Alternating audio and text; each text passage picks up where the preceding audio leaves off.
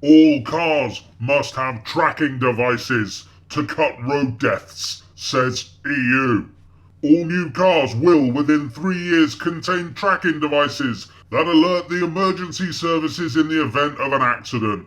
Under EU laws passed on Tuesday, the technology will be compulsory from 2018 and fitted as standard in every model of car and small van. A serious crash will prompt an automatic call to the nearest emergency centre. Even if nobody in the vehicle is able to speak, the device will still relay the exact location, time, direction of travel, the scale of the impact, and whether airbags have been deployed. No, we're not controlled by the EU at all, are we? Not a chance. What do UKIP talking about? Oh, hang on a sec. Perhaps we are.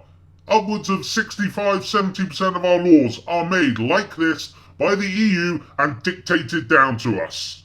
They say jump, we ask, okay, how much is that going to cost us then?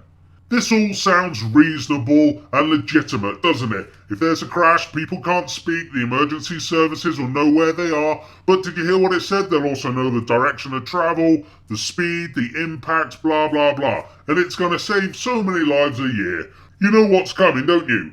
In a few years, the insightful, money-grabbing, self-serving politicians will, probably in the run-up to a general election, say that they're going to tax us by the mile because people, who hardly drive, will save money.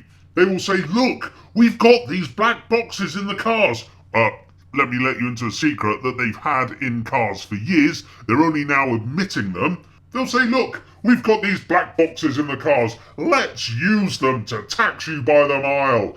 And if you don't use your car much, you'll not only save the planet, you'll save some money. When the reality is, for 90% of car drivers, they're going to be a lot worse off. Probably by hundreds of pounds a year. But they won't sell it like that. They'll sell it as if it's cool and as if it's trendy.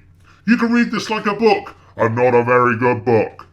And no doubt a few years after that, they'll start just sending us bills at the end of every month, because these boxes can track where you went, how you drove, the speed you drove, the direction you drove, everything. So at the end of every month in a few years' time, they'll literally send us a document with where we've been, what speeds we were travelling at, and an accompanying fine to show where we went over the speed limit. That's what's coming.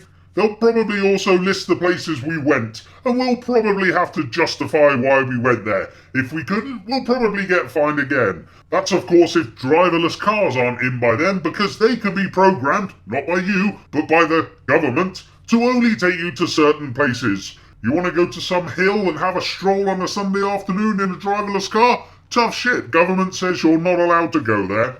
It's so obvious where this is going. It's like being hit in the face with a wet fish. Wake up, people. You're losing your freedom to being cool and being trendy. Stop it!